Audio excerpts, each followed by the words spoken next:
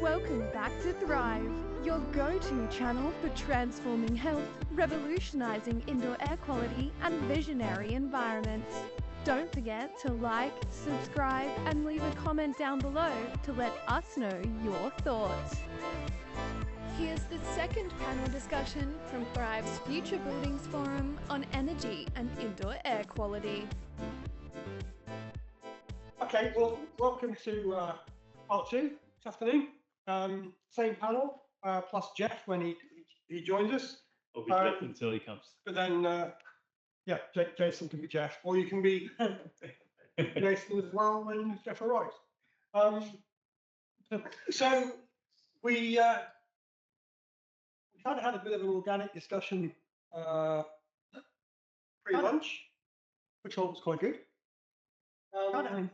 There were some set questions in the agenda, which I may get to, or we may go organic again, which is kind of my preference. And can I start? Because I'm really fascinated by Brock and his system. Brock, the reason for getting rid of the carrier units, which I think you should keep at least one just for its historic value. Museum piece. As a museum piece. But the reason for getting rid of those, is that primarily energy or is it other reasons? Yeah, they cannot be made more energy efficient relative to the standard design that you find in most applications where a separate water circulating pump is not required. That's an energy. Got it. Fair enough. And so okay, yeah. Sorry, we lost you there for a sec. And carbon is the enemy. Yeah. What was the enemy? Carbon. Yeah, that's nasty stuff. And so it is an energy related decision. Fair enough. Yeah. Okay. Yeah. Then on to not just for the museum side of things, but a question that has kept coming up around every now and again, and this is really for everybody. But do we overcool buildings? Yes. All the women will say yes. Yeah, it depends what age you're on, right? Yeah.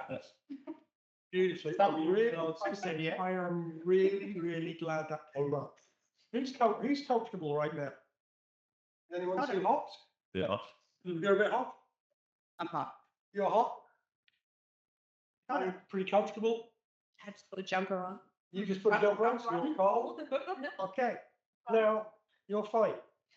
Now, just have a look at the different clothing levels that are prevalent right now.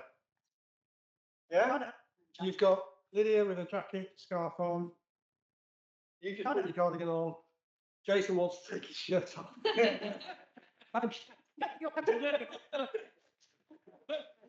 He's going.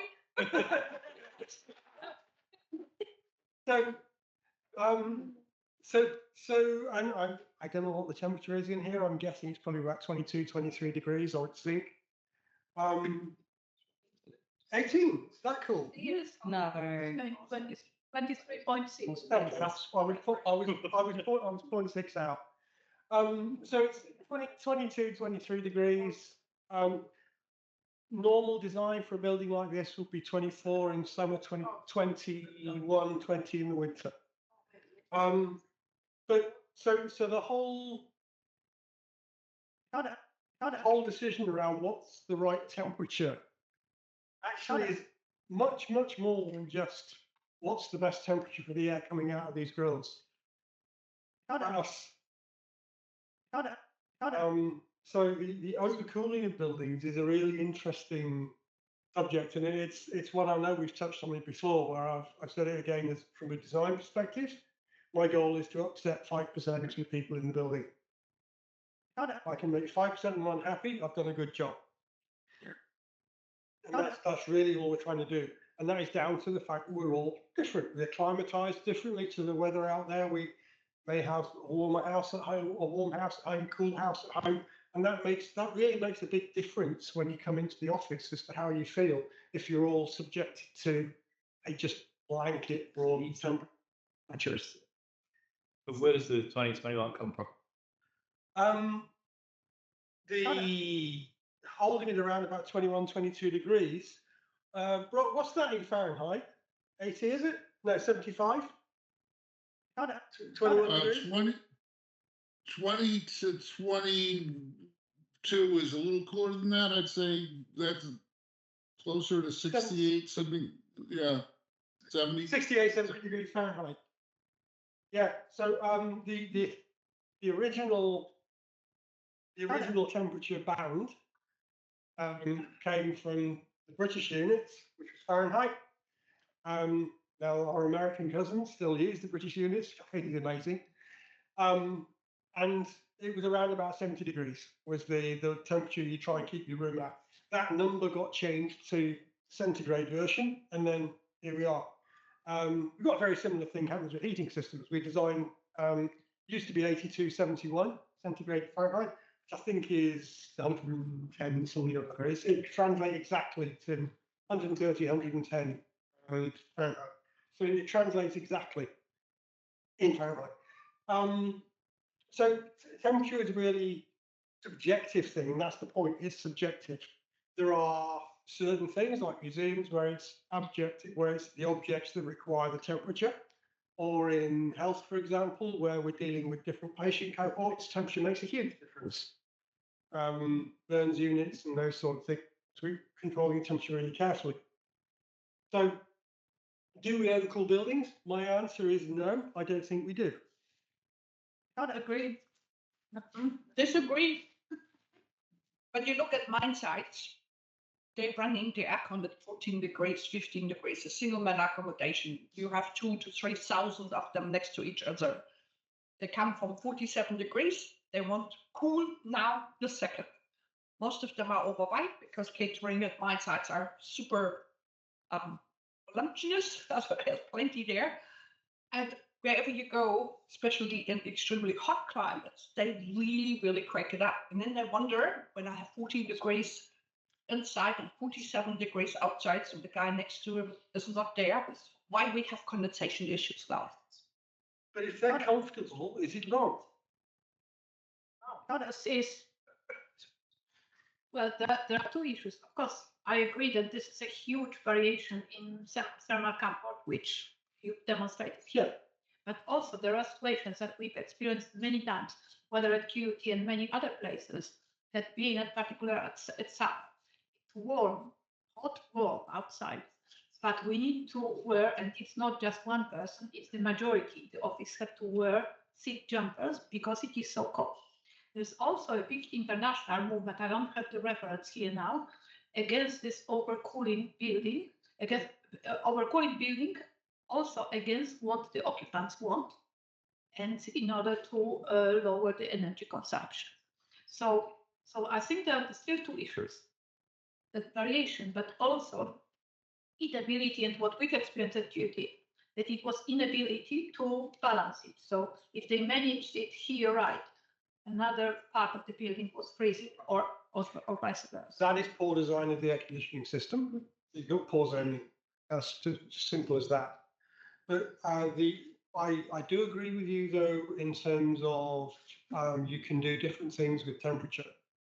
So we are fairly rigid at the moment, where we say 24 in summer, 20 in the winter.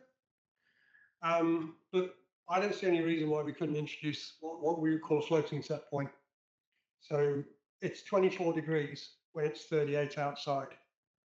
If it gets to 39 outside, we can push it to 25, and we just step. But there is a huge condensation issue that nobody puts into perspective. Not if you're stepping.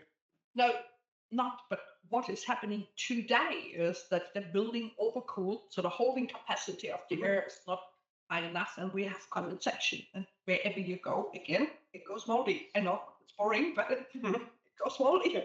So a downside of the overcooling is the ability to grow things in your ductwork. I don't think the question should be, are we overcooling? The question is, can we learn to live, or will we accept living in a very temperature? I think we should. That you have more than 5% of people unhappy. Probably. Okay. Sorry, when you're talking about changing people's behaviour, that's even harder than what we're trying to do in this program. Change the way people think and see. That's what you're talking about. That's what you just included. So, It'll work. I don't know if it'll work. It comes back to the discussion we were having earlier. How hard it is to change. You're essentially saying people need to learn to live with less air conditioning. So the temperature can vary. But it's going to be very hard to convince people to do that. I know it's in Singapore. They have decided to increase the temperature and create cooling by ceiling fans. So that ice jumps temperatures. I think that's the plan, to put it into that. So this is a really interesting point. The concept of perception. If you go into a gym, this place is great. The ventilation is fantastic. All they've got is a bunch of fans blowing the air around.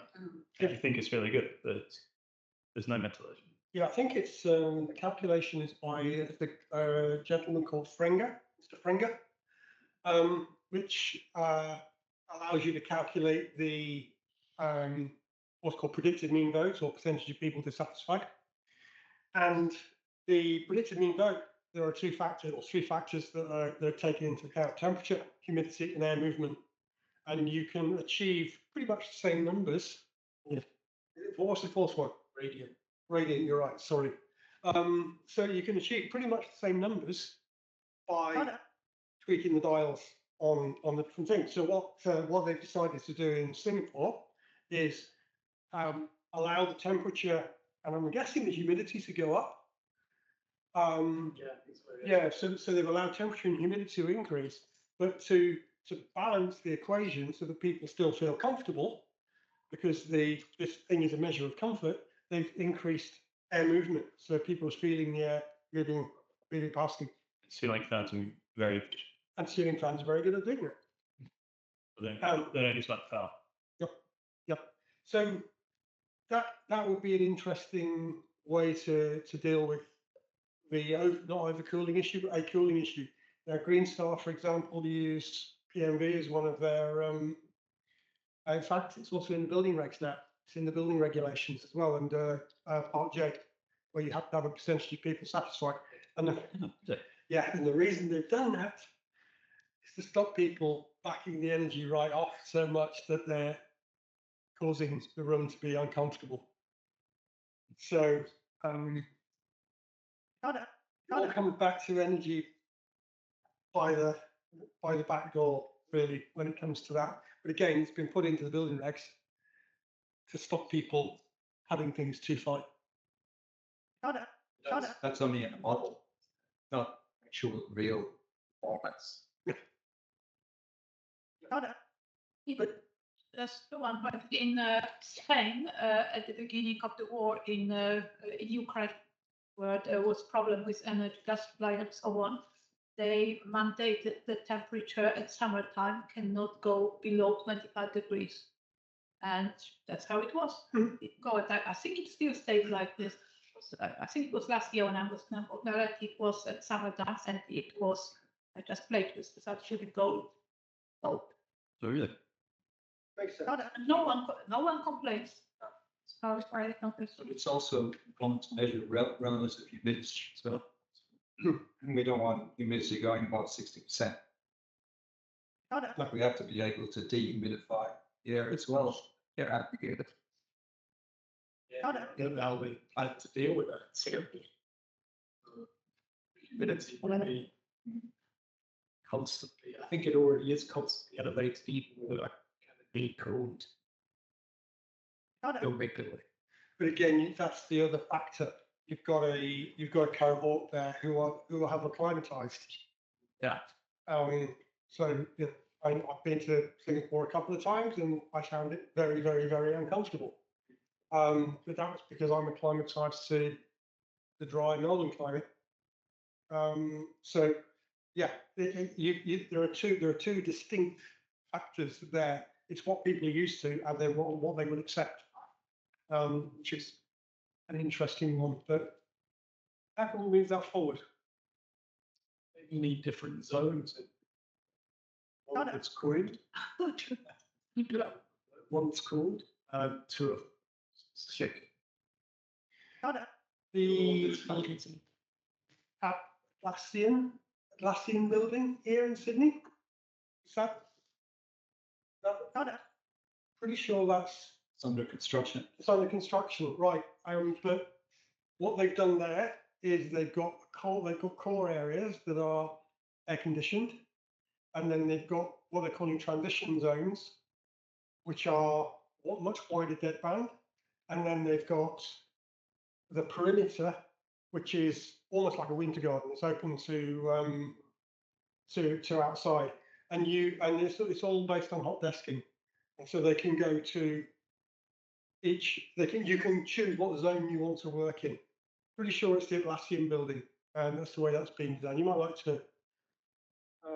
I know it's fine. This is, I I don't know what the name is, but this is not to provide better air quality. This is It's great building this design. is to reduce energy. So this is reduce energy. This is reducing energy, yes. I think the other thing they're using on there as well is a lot of phase change materials. It's very. So interesting, and I don't know that design, so I'm very keen to understand it better. But that's really reliant on people taking responsibility or taking ownership of how they're occupying the space. Yes. I think I'm not comfortable here. I'm going to move over there, and I will be more comfortable. And I think this is part of the discussion that we need to talk about is how people actually occupy and adapt to and use space, and whether they do feel an ownership. And I've noticed at QT where I teach, a few weeks ago, I turned up in a classroom and it was an unbelievably hot day, and our air conditioning system is reliant on pushing a button to reactivate the air conditioning. And I said to a bunch of students who were already there, why did none of you push the button? Were you not hot? And they said to me, oh, well, we feel like we're not allowed to because we don't live here, we don't work here. We're just transient through the space. It wasn't the language they used, but that was what they were explaining. And they said, that's your job because you're the lecturer and you work here. And so I think that's kind of interesting, just understanding the psychology of how people use space. And I'm like, but you are architecture students. Do you not have an awareness of your spatial environments? And they were like, no, we don't feel that we're allowed to because we don't work here. Yeah. And this is not our permanent classroom. We're just here for 3 hours today. It's hot press here.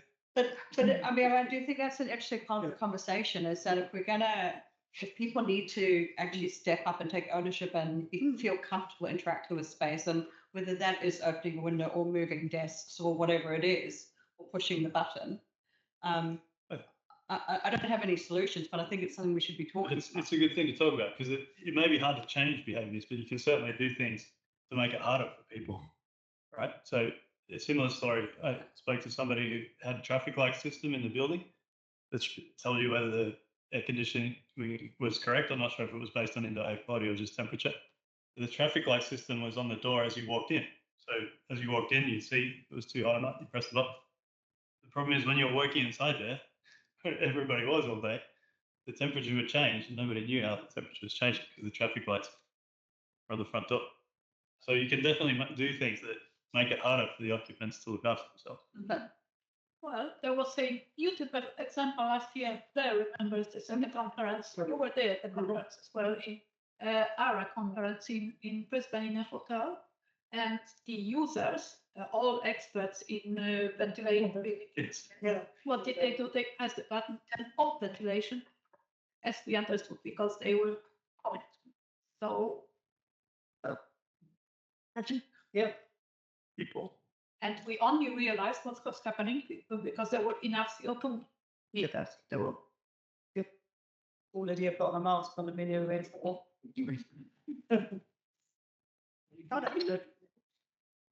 That's what you do. Remember in Mongolia, it was minus some 20 outside.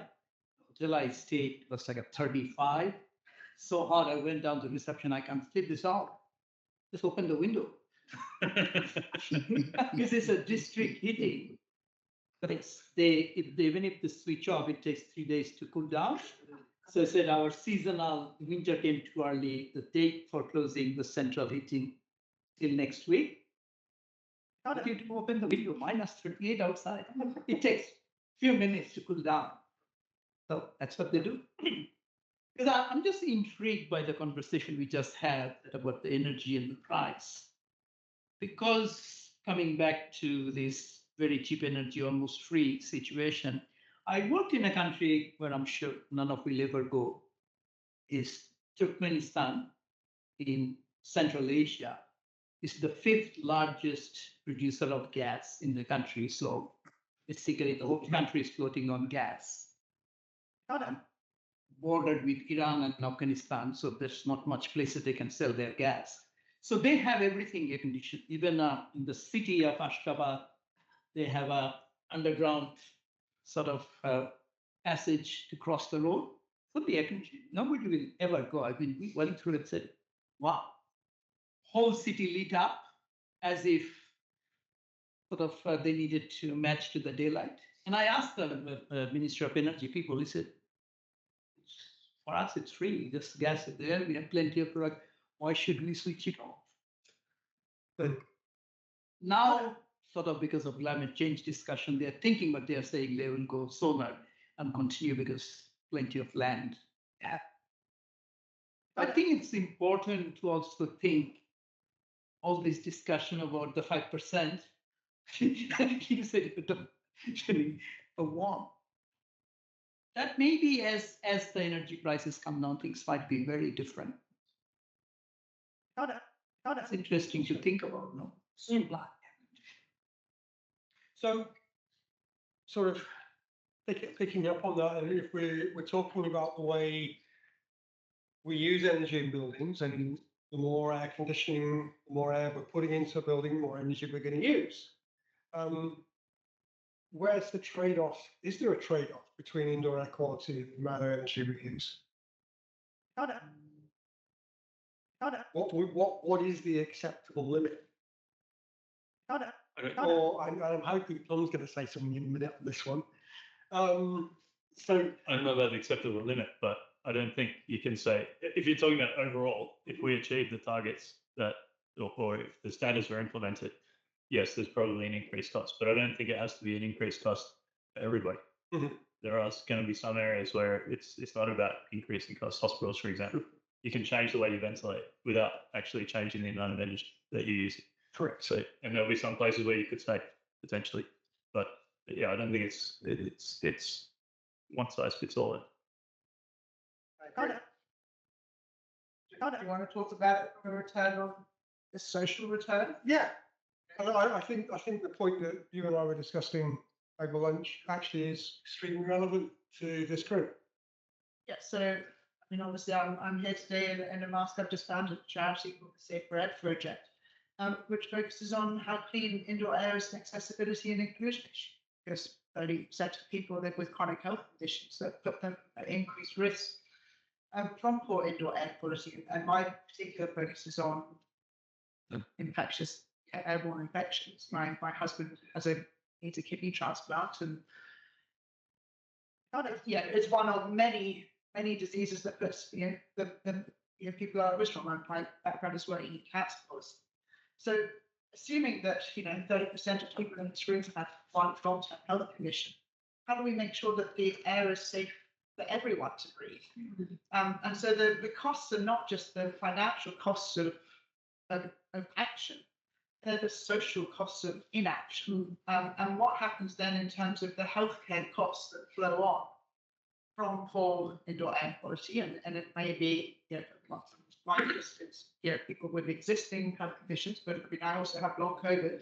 So I didn't have a pre-existing health condition. I have a new chronic health condition. So there's a healthcare cost there. But there's also, as Jeff spoke about in his presentation, a 38% increase in people taking sick leave. Well, that's a cost. That's a cost on the whole economy. So I think there are trade-offs. I think I don't believe that the cost of the investment is not outweighed by the benefits of the investment. I think you put it better actually when we were talking. When you said really that indoor air quality should be viewed as a DDA issue. Except design for disability and accessibility. And so it's a DDA issue for building. So you're opening up you're opening up buildings to allow people who have health conditions to come into this. So it's a disability access, design for disability access. So we wouldn't think twice about putting in a series of ramps at several degrees or something to allow people with wheelchairs to come into the buildings. That's just a no-brainer. You do it. Yeah. So I was just, we're talking about how can we get indoor air quality or measuring of indoor air quality into the legislation better. And we're talking about, is it the NCC or is it AS 1668 or is it what we do? But actually, the DDA route is actually a brilliant one. So Robin, I can see you popped up on the screen there, Robin. Do you want to say something, or are you on an open door? I just I just put my camera on and I see myself on the big screen, so I don't know. I'm like, wow. No, I've got nothing to contribute yet. Yeah, nice background, by the way. It's fine, just following on. So there's a movement that essentially grew up it's about the right to clean air. So I'm just interested in our take on perspective from the government or from a government employee. How far do we pursue those rights for individuals? We've spoken a lot, I think, about commercial buildings, and less so about residential buildings here. But I think fundamentally that idea of a right to clean air, the atmosphere that you're exposed to, everything that you breathe every day, shouldn't be harmed to. What other routes are there that can help governments to bring voice to that in how we put policies together? You touched on one about the DDA, and then looking at Jeff's presentation where he showed perhaps an aged care facility. Is there a hierarchy that you go through? So these are the most at-risk groups. We start here. We start with hospitals. We start with aged care facilities. And then we work our way through. And then once you start down that regulatory approach with those new design standards, the idea being that they filter down. Is there other areas that are right to be looked at first? I'm going to say the hand up. I just wondered where and why work health and safety isn't one of those routes that is explored more, or why it isn't effective if we'll tried to explore that. Well, that was exactly what I was going to. At the moment, we do it the wrong way. It lands on our desk when there is a workers' complaint where somebody claims, I got sick because I work in this building. And it should be the other way around, that we say, well, that should happen so you don't get sick. And there's only then what we say system improvements. If somebody had to get really, really sick first, then there's a judgment, and then people slowly implement things. And that comes from the health and safety. So if you then say, hey, I feel whatever, there's something massively wrong, then there's action items. It doesn't yet come from a building and design code. I think that is one avenue where we should really get into. But that discussion where performance standards belong to started really last year, and we started exploring different government departments in Australia. This is different in other countries. So the initial thinking was that it would be the Department of Environment. And the rationale for this is the Department of Environment monitors outdoor air, monitor indoor air. There doesn't seem to be much appetite for this, even though I don't have direct evidence, just meetings like this hasn't happened yet. Some were pushing this to the Department of Health, but this doesn't make sense as a health. But our good colleague, Robin Scott, who knows what he's talking about, our Robin Scott is former minister in the Victorian government. He's definitely putting this towards occupational area, and that's what we start exploring now, talking to, we try to talk to them. It's not that any department will jump on this, because one of the issues is what I've heard.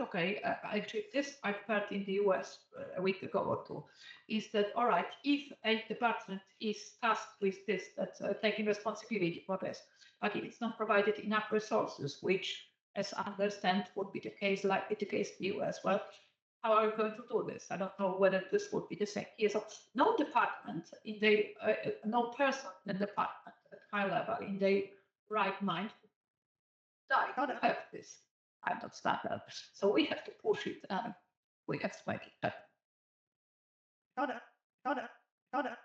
We heard What's your view, Brooke, about this? We talked about this over lunch last week, 3 weeks ago, about who would own this in the US.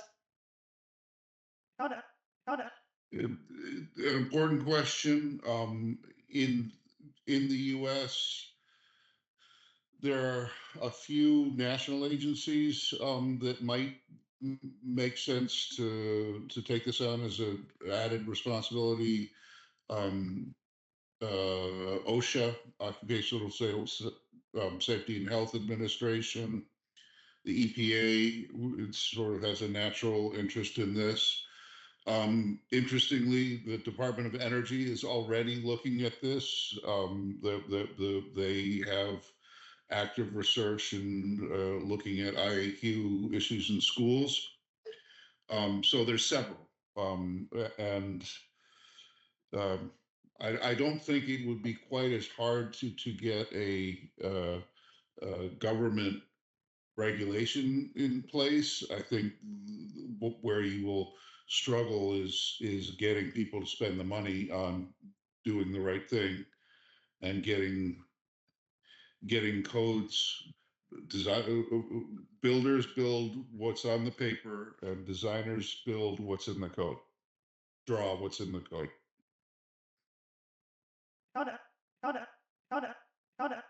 Looking after it will be, at least here in the US, looking after it, making sure it's working will be a little bit less of a problem. Very interesting. I wonder whether part of the reticence in people actually getting involved in having a conversation is that it might be seen as an admission of guilt of having had done some wrong things and how we managed COVID from a government perspective. I wonder whether that's a bit of a barrier where they don't want to admit some sort of liability or.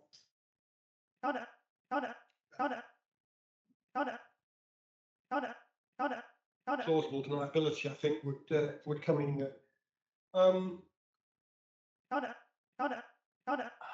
Yeah, that's a tricky one, I think. Definitely. I'm going to switch topics a little bit, if that's okay right now. What's the best way to power our buildings? In a broader context, future. Miles. Yeah, what is the best way to power our buildings? In given everything that we're talking about in terms of improving indoor air quality, which means using more energy, a little bit maybe. I use less energy when I'm watering indoor air quality. Yeah, okay. That really would take a lot of explaining, wouldn't it? Yeah, it would. Yeah. And these are environments that have very high code Yeah. requirements for ventilation, but we've discovered that they're too high when you actually measure the air quality. The air quality is clean for most of the time, so we don't need those ventilation rates that are described in the codes. Clean rooms by any chance? Labs, PC2 labs, Yeah. for example. Yeah. That's where it's called critically, isn't it? Mm. So, Looking at the yeah. office buildings. Yeah. Yeah, which is saying it doesn't have to create more energy. You know, there are places where it can actually save energy. So I think just Yeah. like forestry, yeah, you know more, you got to understand it to manage it in theory. It doesn't matter. Well, you can't control what you don't measure. Simple as that. I mean, buildings are only occupancy of commercial buildings only like 50%. Yeah. Planning time. No, so why do we need to ventilate that will make 100% people there? So it's just not moving the air around to where the people are. But again, the building has to have been designed to allow that level of functionality within the system. If it's just a monolithic ventilation system, it's either on or off, and that's all you've got. So I'm going to answer the question. Okay. Yeah. What's the best way to power up buildings? Efficiently. Yeah. And I really like listening to Hale's conversation. It resonated with me. I have in the past worked on energy efficiency policy for this government, including helping establish our white certificate trading scheme. Shout out to the New South Wales government. We established the world's very first mandatory emissions trading scheme, the greenhouse gases, GGAS. And we also established amongst the world's first mandatory white certificate schemes. So we've done a lot of work in this space. And I actually used to be very much alike with you saying, well, if we're moving towards renewable energy, moving towards free power, for want of a better term, for marginal cost zero power from solar, then why shouldn't we use as much energy as we wish to? And the answer to that is simply we still need the supporting infrastructure for the amount of energy that we use. So we need to optimize the mix of energy supply and energy demand within a building. And yeah, we just need to take a very thorough approach to optimal energy usage within the building. As far as where the source of the energy comes from, we're on an immovable trajectory, or we cannot change the trajectory that we're on decarbonising our energy system. Yeah, it will occur. The timing occurs to a point that will be sufficient for us to deal with climate change or other issues. That's what's up for discussion, not whether it will occur. It's what we'll get to our endpoint. Within Australia, in the national electricity market, we have targets of achieving 82% renewable energy by 2030.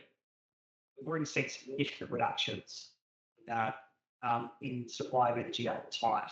But what we haven't really tackled is supporting infrastructure to ensure that we provide a mix of energy solutions in the future. We went from a highly disaggregated energy system, lots of individual networks. In this city, there were many individual networks with individual power stations supplying individual networks. That then got brought up to a citywide scale, then a statewide scale. And we connected up each of the states on the eastern seaboard of Australia into the national electricity market. So we went from having a highly decentralised system to a centralised energy system. We're still making a lot of decisions at the moment based on centralised energy. That won't be the future. The future will be, as to Hale, we'll move back to highly decentralised energy. And I think one of the key things will be that us to design buildings for a decentralised future.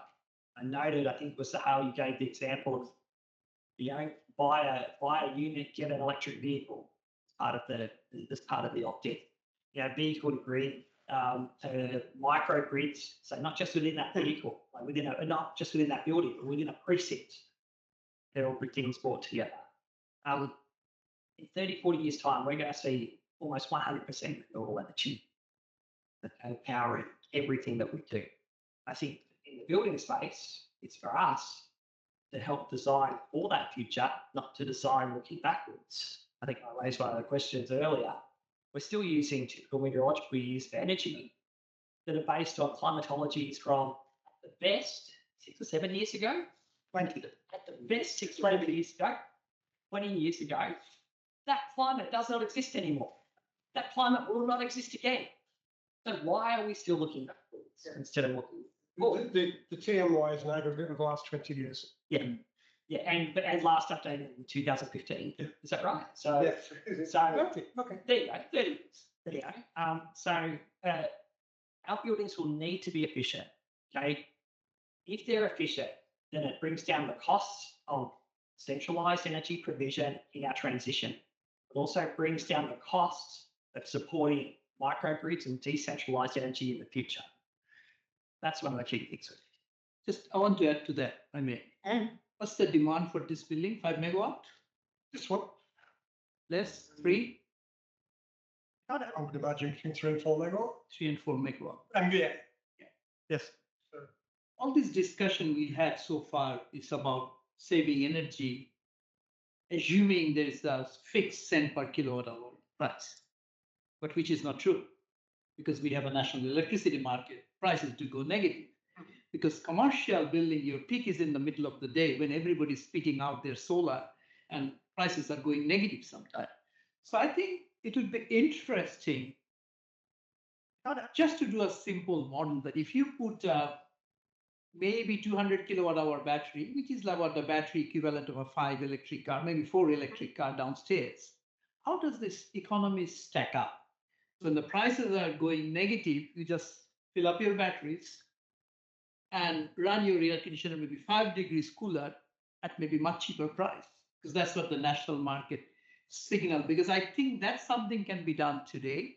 The batteries are so cheap, almost wholesale price is $200 a kilowatt hour, and do a combination of those and calculate. Then you make the building ready for today and definitely for tomorrow. Because tomorrow it will be.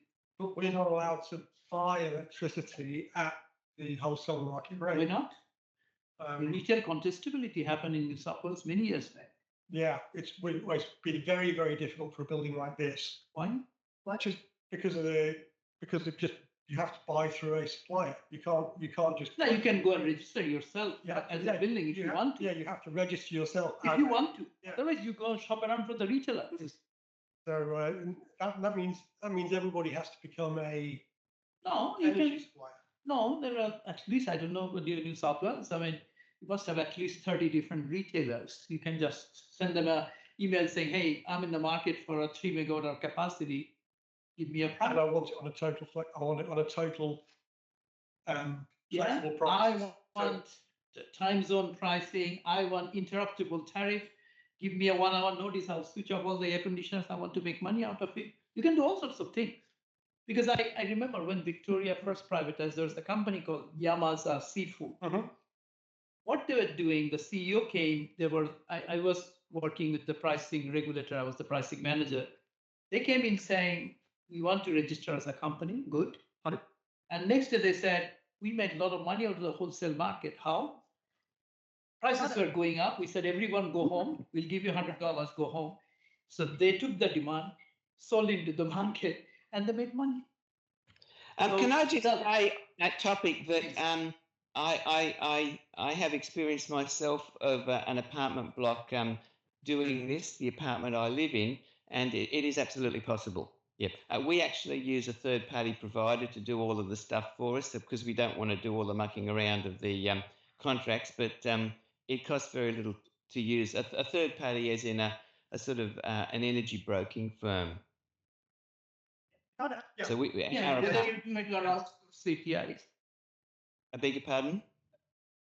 I said whether you do it yourself or outsource, as long as that activity gets done, because the regulatory framework provides those opportunities, provides those price signals. Yeah. And how are you within your apartment? It's just seen as that's just a normal part of your apartment living now, right? It's a normal part. It's a normal part of the living. Although my problem in this particular apartment is that the other members are not interested in reducing greenhouse gas emissions, so they buy the cheapest electricity. We pay. I pay 16 cents a kilowatt hour for my apartment's electricity, but it's all from coal. They won't give us a choice. Yeah. Is there a way to actually go off grid with large buildings? So like we live rural and Glendy lives rural and we are just off the grid. Is there a way how? Can I just say from our apartment's point of view, we've installed generation, on-site generation, because our building gets flooded in Brisbane. And I mean, theoretically, I guess we could go off grid and just generate our own electricity with a diesel generator. Obviously, we don't do that for pollution and noise and lots of other reasons. But yeah, there's an example of an apartment that potentially could do that. It's perfectly possible. With a number of hospitals in Melbourne CBD run their. Because it's so remote that there's often no choice. There is no energy provider. So. No, but they get the call to turn on the jennies because they need to offload some power from the grid. And so some of the big hospitals will actually run on generator for a while just to support the grid effectively in Melbourne. There are many communities in Queensland that are off grid, like there's dozens of them. Some are even wind farm powered, aren't they? Solar battery combinations with the diesel engine backup. There's I don't know. There's dozens. I couldn't tell you how many. Possibly 50, at least. Even in Horizon Power, Western Australia, I was talking to one of the policymakers the other day. They are disconnecting some of the remote communities because it takes so much to serve them with the long, dingy distribution lines. Say, okay, why didn't you run a mini grid there? It's much cheaper than sort of bringing electricity all the way from far away. Because Western Australia distances are huge. Solar farms are so heavily substituted. So we applied for a grant and they were happy if I would put a solar power station there. Even so, I'm just a normal mere mortal. Happy to give me a couple of $1 million just to put one in because there's such a need for it. So I didn't go for that. I felt like, I didn't want to be that much of an energy supplier, but that is what the government is actually putting out there now. We were like completely surprised. Can I ask a question of the group? Just for fun. What's the appetite for nuclear as being part of the mix? You asked that. We lost our Samsung representative. So you can build us one. Sweet if you can. We'll make. Cold fusion? Yeah, it's stunning. There's a startup in New Zealand that's got a micro fusion reactor already working. There's more companies all around Europe that are also there. Problem with fusion is you need helium, and helium is finite.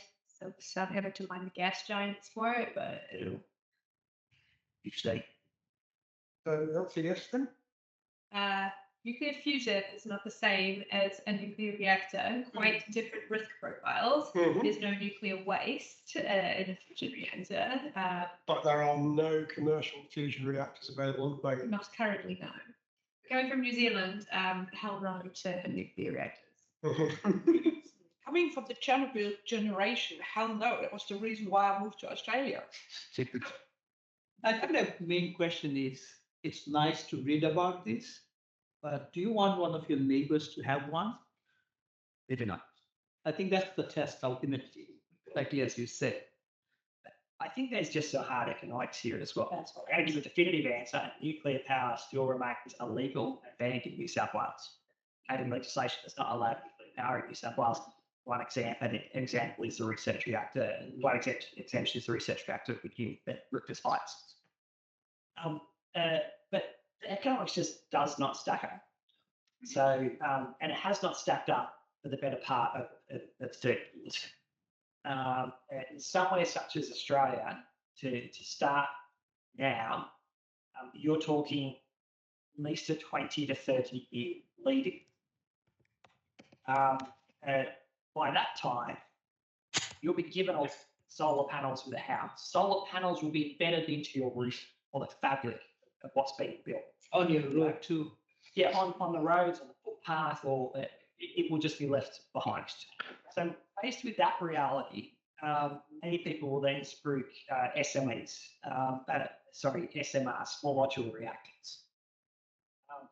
Small modular reactors sound good in theory, but there's no commercially available small modular reactor that can even come close, and the ones that are proposed can even come close to competing on a levelized cost of energy with the current offerings that are there.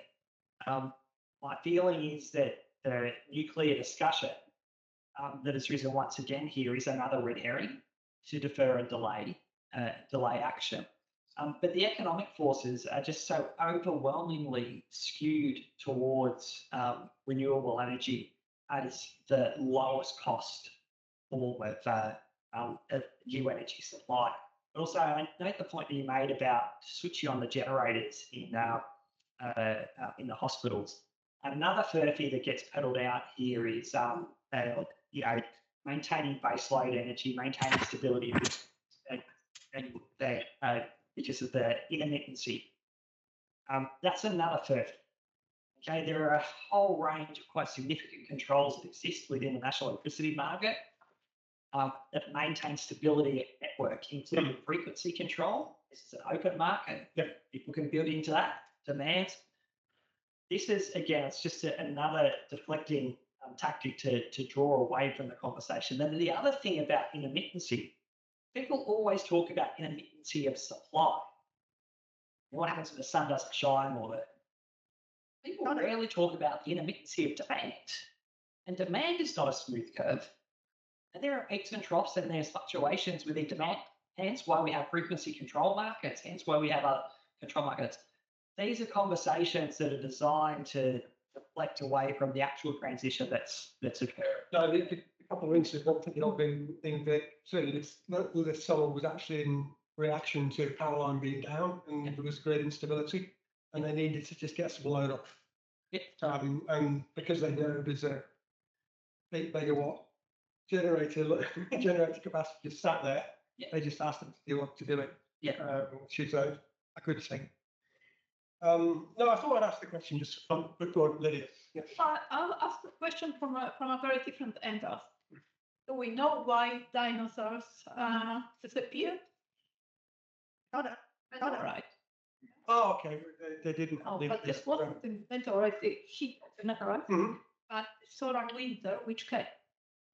So potentially we can now deflect meteorite cap if politically we can do this for those words that we don't look up. But so potentially we can do this. But let's say that this is not a meteorite, it's something else. For example, I don't know, volcanoes erupt at the same time, and we have maybe not complete solar winter, but something like this. What fraction of humanity would disappear? So if we put everything into just solar energy, aren't we, as say, humanity? If we're into the space where the sun is being blocked out for periods of time that will impact our solar grid, the plant life death that it comes, it will result in our doom anyway. And so I think it's kind of irrelevant. Like a solar winter that is of the scale that could impact solar grid network is going to just kill the sun is gone. Ecology of our planet anyway. But if we don't have any energy, if the only source of energy is solar, and something happens, and we don't have anything else, I think it's a good point. It's like that, you don't want to become over reliant on just a single technology. Right. But I think that there will be always a mix of winds and hydro, up to hydro, and I think that's where we're moving. But I think the point about being overly reliant on one source is absolutely. And that's what you started. We need a mix not only in terms of centralization or decentralization, but a mix of energy sources. Yeah. Got it. With the nuclear. So the nuclear waste, I know that there are space programs that's happening. that will take the nuclear waste to other places like the moon. Elon Musk might take it to Mars and blow it up, but I think he's got $200 billion to burn, so he might be able to achieve it. But I know that there are programs like that is going to happen in the future, rather than storing it in Adelaide and other places. And these will happen in the next 10, 15 years. Going to Mars was a step to the right direction of making sure that all this waste, the waste that decays in 100 years' time, 300 years' time, that gets to the moon or to the sun. So I think that'll happen until the Vulcan heavy lifting, uranium, depleted uranium still explodes on the launch pad. Robin. Oh, sorry, Robin. Hi. I just wondered about geothermal because, heating and cooling or regulating the temperature is really effective using geothermal. I think there's a regulatory barrier in Australia in that geothermal energy is not really seen as in the renewable energy space often, but it is used elsewhere extensively. The reason it's quite tightly controlled is we have to protect the aquifer. So you probably all know, there's a huge water aquifer that fits on a lot of Australia, most of. And if that were to ever get contaminated, that would have significant impacts to the water quality throughout Australia. So I think there's a very good reason why it is heavily regulated and heavily controlled. Having said all that, though, geothermal is a perfectly good alternative technology to wind and solar and hydro. And if you're talking about true geothermal, i.e., using the Earth's core as the source of heat, not another form of solar, which is ground source heat pumping. So if you are really actually using the Earth's core, then it is a completely viable second source. Just go to Iceland.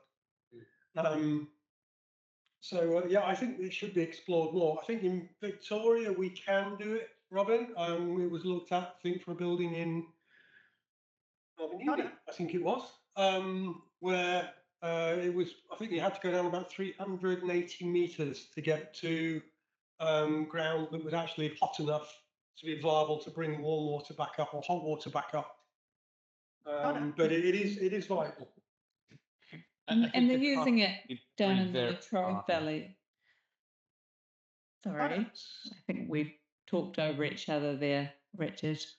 I beg your pardon. I think the cost of geothermal will be very, very high. And I think typically geothermal uses like hot, dry rock. It's not using aquifer, at least the most efficient ones, I think. But there's a lot of pollution issues because the water that comes up is very impure.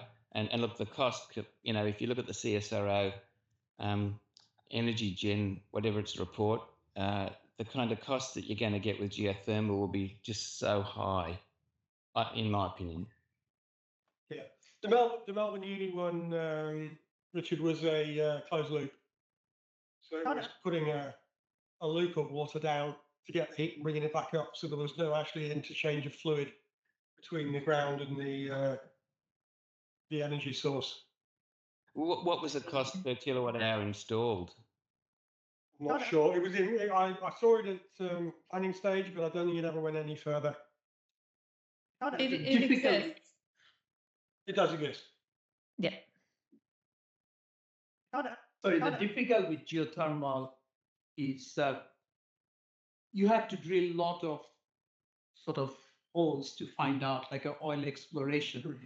And because Australia, we have a wholesale electricity market, so only the successful plant can beat into the market. Those exploration costs you can't, unless you bring back SCCVs of the one, like a PLN in Indonesia, one of my former clients, they do it because it goes into the wholesale bucket of the cost that we keep on drilling, and then we explore one that pays for all the things. So it's very difficult when you have a private sector fully in the gen set, because who is going to pick up those costs? That's also one issue when you have a wholesale market.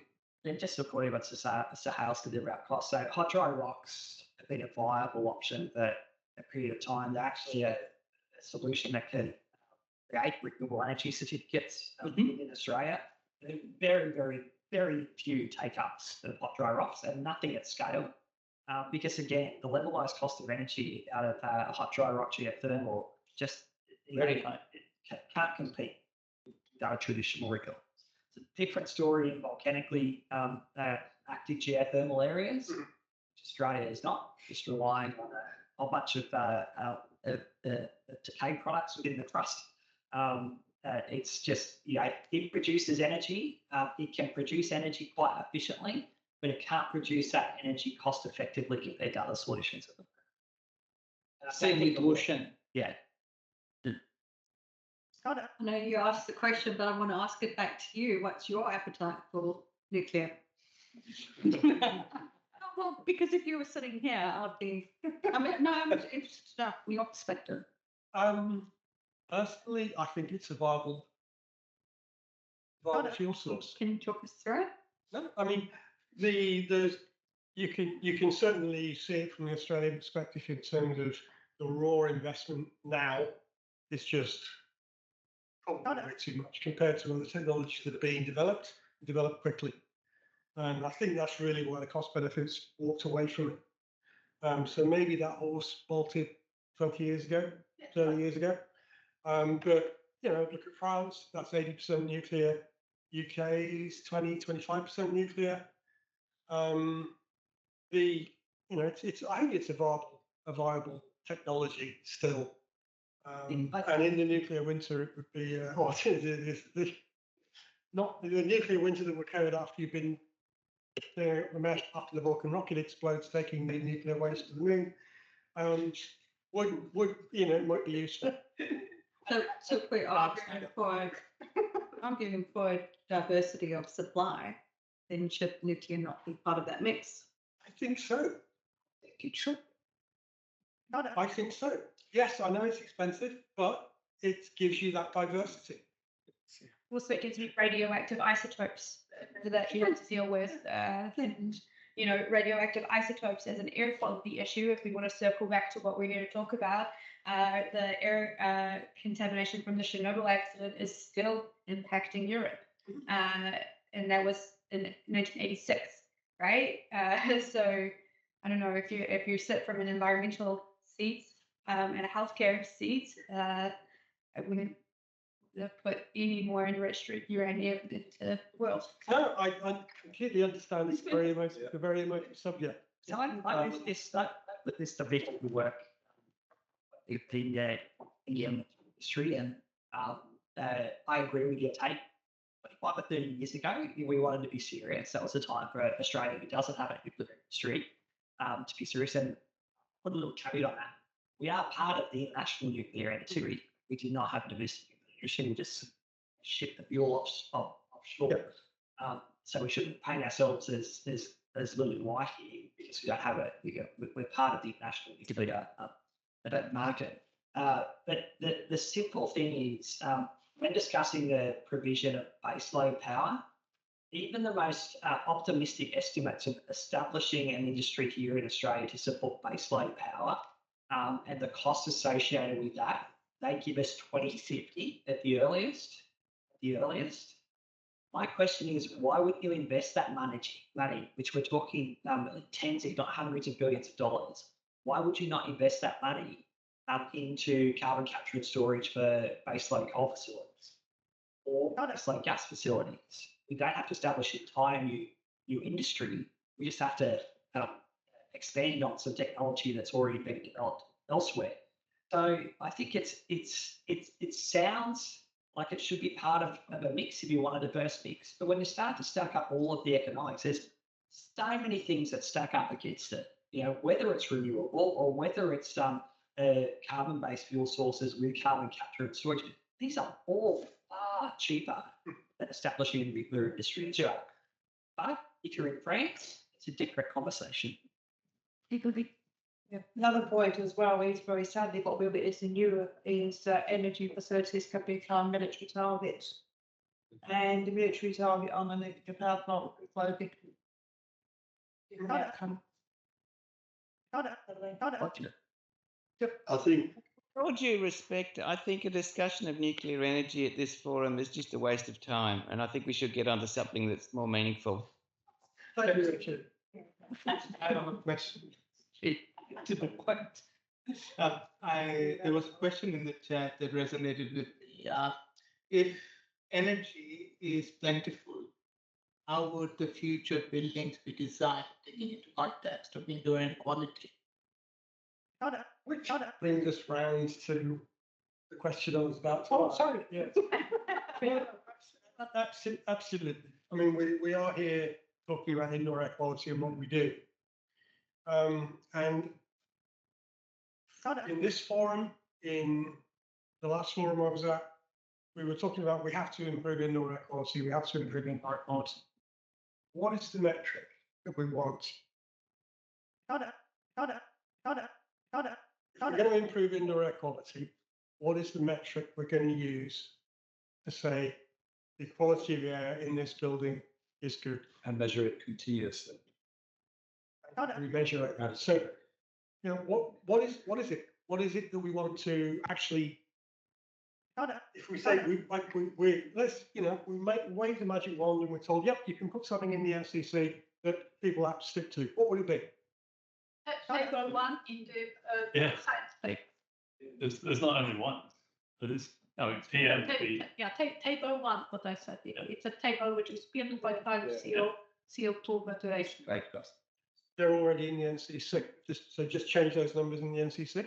And then force them. It's performance. It's performance. It's not the construction code, but performance standard. This is the. We need two types of regulations, completely different types of regulations. And some parameters. Yeah, you know, like Japan has kilowatt hour per square meter today. You can have those as you enter the building, the average PMTs, these averages, so that people are aware of why is my building so much more polluted than the place I had lunch with. That's how you ultimately monitor, right? People need to know, not a for the footnote in the annual report, right? Should be able to, like you are measuring CO2. It should be visible. Yeah, visible. Talking to you about this in the break from the accessibility standpoint, it's like a screen at the door of every building that tells you the quality of the air, so that if you are an at-risk person, you can make a conscious choice to enter the building, right? Point about having food hygiene standards. So air hygiene standard that you can see, and safely you walk to Woolworths, there's a rainbow sticker that tells you it's a safe place for people who collect LGBTQI+. It's a sticker on the door next to live monitoring. It tells you this is a safe venue, this meeting videos table standards. Here's links to the live monitoring that shows you that it is in real time meeting those standards. The Marasca index. No, but you know, the interesting part is we are talking about going top down, because it might happen bottom up very quickly. If you have gadgets that become widely available with a Bluetooth connection to your mobile phone, and it can take the GPS coordinate and post it, so it could be crowdsourced outcome, right? I think I like the idea of posing this as the DDA. The DDA issue. Because if I think about, if you say we're all going to go to a bar after this and have a drink, and then, well, maybe not this group, but another group, and somebody said, and you, one of us said, oh, I'm not going to that bar because it's got bad. That's probably not going to happen, right? People are going to go to bars because they want to go to a bar. They're going to go to this place. But if it's a risk, people should have the opportunity to make that choice. That's probably we go outside, you know, that, you know, and whenever we do anything now as a family, we go to the place that's got outdoor seating, because that, you know, that is a conscious choice that we have to make. But if it was that it's accessible everywhere, air is safe for everyone to breathe, then everyone becomes successful. That is, okay. But for now, while we don't have standards, mandated standards, now we need to do have display, carrying this, putting this, but in the future, this should be done automatically. Do you go and check the quality of the water in the tap before you drink it? Are there any signs on the buildings? This building has good water quality? No. Or coast has a sign that we have better food quality than Woolworths or whatever. No, it is all mandated, regulated, and that's how in the future should be with the building. Okay, we have 5 minutes left. What further research is needed? Where should we be focusing our thoughts, our efforts? One thing that I sort of kind of picked up was speciating dust. Speciating particulate matter. So, and cumulative effect. So everybody researches one thing. We have this and it makes that. But if we have whatever high CO2 level and we have high humidity and whatever a particulate load, what then happens? And to really look when we holistically define a risk. So like a much more humid, already very dirty building from a PM load, of course, it's much easier, for example, for a virus to attach to whatever particulates. And there's just not enough data on cumulative effects. I'd say the link between the pollutions and health impacts as well, because there's plenty of particulate matter that is not harmful or that we can't control, like sea salt, for example. We can't control it. And so finding the correlations between like which are the ones we need to target and where are they coming from and whose operational procedures need to change in order to decrease the load. I also think the point raised in Jeff's talk about the schools, the monetary impact of making changes in air quality spaces. I don't think you need that in order to convince regulators to do the regulating part we want them to do. And so you need economists to then help quantify it. Yeah, I think, but also tackling it from the DDA route actually nullifies a lot of that cost benefit argument straight away. Mm-hmm. Because you're talking about someone's right to be in a building and their right to access that building, which is more than just a cost. People pay a fortune to put a ramp in, change entire parts of buildings. Yeah, for a ramp. Because it's mandatory. You have to. They're determined by which risk we're trying to manage. So we're trying to manage infection control, we're trying to manage off-gassing, we're trying to manage people who've got allergic responses to mold, all of those dampness, all those factors may require us to have different DDA processes. We're going to need something that's going to encompass all of that, because there's a danger that if we're measuring the parameters we're talking about at the moment, people think a building's safe, but it may not be safe for them because they're allergic to something that's not allergic for them. Hence my question, what are the parameters that exactly we would want to look at?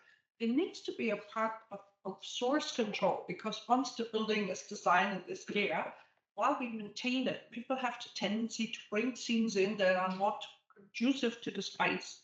I'm talking about from cleaning chemicals to fumigating for parasites to whatever builds up in whatever air conditioning systems, not just mold, but particulates and other also chemical things. And what I'm absolutely missing is there's absolutely no regulation whatsoever what chemicals, like even in a hospital, each level of the hospital has 20 different chemicals to clean. Any office building, depending who the occupants is. There's no regulation, what can we bring in, how many candles is too much, how many scenting things or whatever, air freshener. You put an air freshener in the toilet, it's lemon scented, then it smells like lemon shit. So instead of extracting it, or that's what it is. So instead of extracting it and not, we just put more masking agents on. And that's where I think, who is going to address that? Possibly create a sample building where we have, as you have a place there with some of these values. Just start with that, publish that, and drag people with it. With all working buildings, we could do it in our building. Yep. I think more studies at building scale. There's very few. If you go into scientific literature, there's very few at building scale. Okay, so if we are as a cohort are going to do it all in our buildings that we work at, like what do we need for the measurements? Like a bunch of sensors we need to. We just need to start. This will develop. But if we are just creating some of these buildings, say, okay, look, and we publish it, that creates, from my understanding, it's worth thinking about that. We've talked about this. Yeah, that's actually something which is our vision. Developing a methodology for The methodology and implementing this in our buildings, the buildings of partners. Yeah. You can also get citizen science involved in this as well. Especially things like accessibility standpoint. People are like, whenever I talk about what I'm doing, I say my job is to figure out what it is that we're breathing, and then everybody's very interested, right? We've all got an investment in airspace. And so I think if you can make low-cost sensors that you can distribute in communities, then you get tons of really useful data from really good sources. And if you have high throughput laboratories who can then deliver the data for that, and you can then see if you then do interventions or alterations, how does that now change what we can do, which can be super cost effective, actually not using any chemicals, not polluting or have source pollution in the first place, so you don't then need to clean it up. And one of the things is my bugbear, the air conditioning. If we just would actually change filters and clean the coils, you have half of the air polluting with biologicals already eradicated. And to have that as public knowledge. And if you need buildings, I have hundreds of clients, which since we joined Thrive, who said, anytime, any type of building you want to do research here, the doors are open. But just if anybody needs a building, whatever it is, and not just building, and that was discussion we had, because we limiting ourselves to buildings. Indoor air quality is on whatever, aircraft carriers, ships, a whole pack, whatever other spaces other than high-rise buildings. And we have super diverse clientele, so I don't think there's anything you wanted. I'm sure I can get that for you to do your research at it. Do you fancy a rolling display on the museum block saying your current air quality is this? One more time, please. What? You fancy a rolling display on the entrance to the museum saying your current air quality is? Well, we also sort of have a plan, not necessarily pivoting on it, indoor air quality, but it certainly would be something we'd want to share, especially since we will have at the point that we put it up, invested a bunch of money in a whole array of sensors for various different things. We have CO2 sensors in place now, but we intend to go out and add at least some sort of useful indoor PM 2.5 sensing. And what the heck, let's just, maybe we'll throw some other stuff in there. But yeah, we would want to report that. For us, we're in show business. And so audience experience is pivotal for us. It's the reason we exist. And that's part of it. There's a significant segment of our audience that will care about this and be happy that they have access to the information. I admire your stamina, by the way. It must be what, 1, 2 in the morning now? It is 1:06.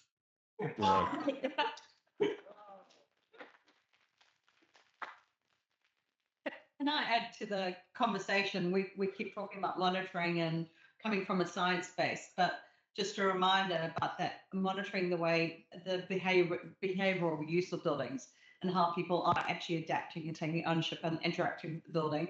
I think that needs to be reviewed and monitored in tandem with the science to see how that actually might modify how we might get alternative outcomes. So it would be great, Brooke, when you have that, because when I worked in the US, we had like, here we have a pollen atlas or a pollen count every day, to have that inside and to say, oh, our mold count today is this, our outdoor mold count is that. Everybody closes their shutters when we have very high smoke particulates. Nobody closes their shutters after a huge flooding event where we go into the 20 and 30,000 CFU in the Alps. So it would be great to, just because we can't see certain things, to actually add other pollutants to what we look into and have that publicly displayed. And then people have a choice, do I want to enter or not? And make it safe in areas where people are involuntary, because that's, you not often go happily in a hospital. You get put there, and at least that's safe. Slightly, just happens a lot. Sure. Yeah. That's good. It's it. And we're over time. We were due to finish at 3, but happy to go on if you want. I have one question to you. If energy becomes cheaper or free, so is the will cash be again primary driver for future building architecture? Again, from a design perspective, energy is almost incidental in our designs, because we have so many other rules and regulations to comply with. Energy is just a small part of it. If you said energy was free, then I wouldn't bother with heat pumps. I'd just put direct electric in everywhere. Because why would I waste time taking electricity, putting it through a compressor, running it through a refrigerant cycle, and taking the heat out the other end? Just take the electricity into that into heat. So that would change. The net effect of that would be a rapid increase in the amount of draw on the grid. Because instead of 1 kilowatt hour of energy giving me 4.5 kilowatt hours of heat, that 1 kilowatt hour of energy gives me 1 kilowatt hour of heat. So you'd see a rapid increase in the demand on the grid, and all the other things that then flow on from that. You know, doubling the amount of wind farms we need, doubling the amount of solar farms we need, and everything else. So if we are going to a renewable energy mix, you have to understand that is still a finite mix. It's not an infinite mix, and therefore you've got to be careful how you use it from a designer's perspective. Nothing's free unless there's no infrastructure cost. Yeah. Nothing's truly free unless